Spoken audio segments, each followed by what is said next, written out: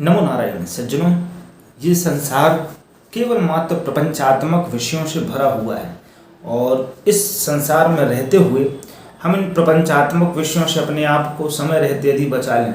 एक अभ्यास होता है एक नई अवस्था से।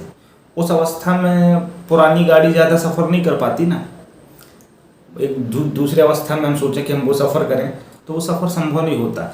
इस प्रपंचात्मक दुनिया में हमको रहते हुए, अपना काम करते हुए, यात्रा पूर्ण करते हुए इन चीज़ों से बचना भी है।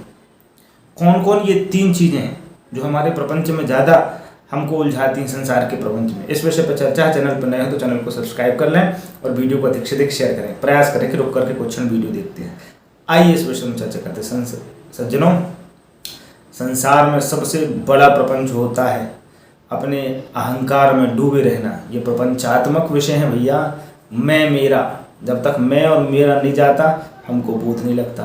इतिहास उठा करके देखें, कहाँ किसका टिका है महाराज। इकट्ठे गर जहाँ के जर सभी मुल्कों के माली थे। सिकंदर जब गया दुनिया से तो दोनों हाथ खाली थे।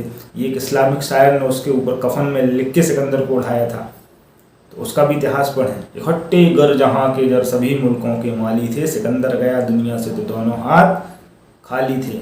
अब तुलसीदास मैं मोर गए बिनु जीव चैन कबहु न पायो। जब तक मैं और मेरा नहीं जाता जीव चैन कबहु न पायो।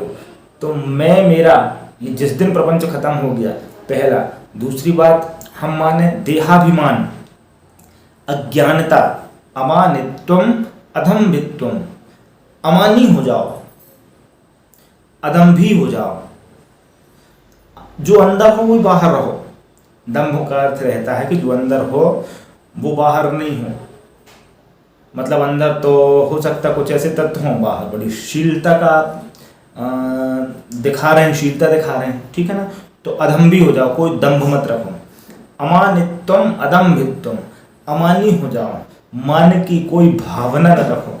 जिस दिन अमानी हो जाओगे ना तो संसार में जहाँ जाओगे वहाँ प्रसन्नता रहेगी।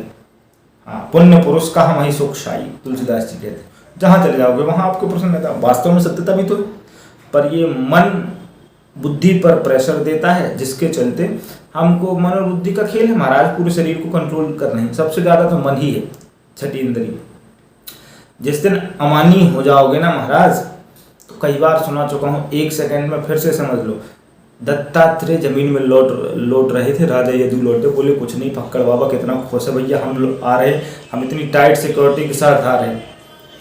तो अमानी हो जाओ, निर्लोभी हो जाओ। निर्माण मोहान जित संग दोषा अध्यात्म नित्याभिनिवृत्ति कामा।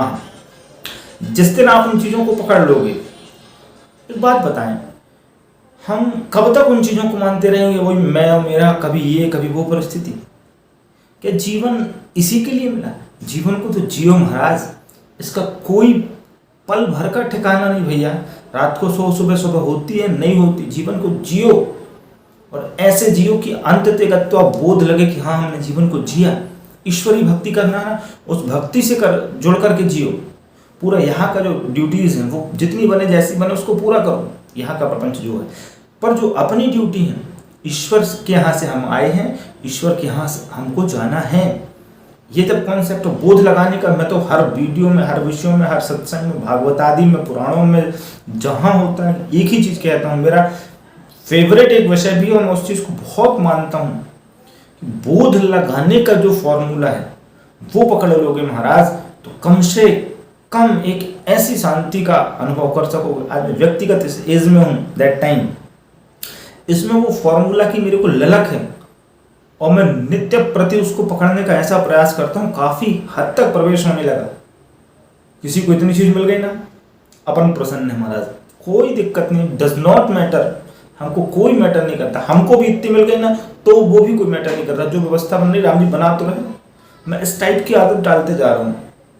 रीज़न ये है कि क्षणभंगुर जीवन की कलियाँ, कल हो सकता है प्रात हमको मिले ना मिले।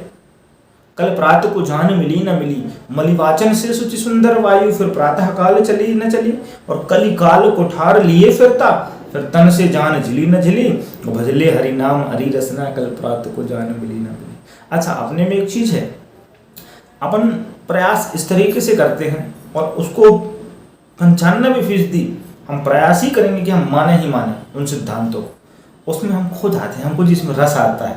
ऐसी चर्चाओं में ना हमको रस टपकता है अंदर से, हमारे राघवेंद्र की चर्चा हो जाए, भगवती की हो जाए, ऐसा सत्संग मिले अनूठा जो आपको ये बताए बोध लगाने के लिए कि भैया जब फंसो जब ऐसी परिस्थिति हो तो ये सूत्र अपने पास रखो कि भाई आप उन चीज़ों से अपने आप को सुरक्षित रख सकते। पानी गंदा हो गया तो उसको फिल्टराइजेशन की प्रक्रिया आप जानो, तब वो शुद्ध करके आप पी सको। ये फार्मूले होते हैं, तो बाकी सब चलते ही महाराज, दान पुण्य धर्म जो कुछ करना वो सब करते रहो, चलना ही है, ये जरूरी है। इससे मन हल्का होता है, अहंकार चूर होता है। तो हमको इन चीज़ों में पता नहीं, लोगों को कुछ ऐसी चीज़ें समझ आती हैं नहीं, और आजकल तो विषय इतना है ना कि लोग इन चीज़ों को सुनना भी पसंद नहीं करते, एक दूसरे वे में जा रहे हैं। फिर भी खैर, हरी इच्छा, बात अच्छी लगी तो चैनल को सब्सक्राइब कर लें। नमो नारायण।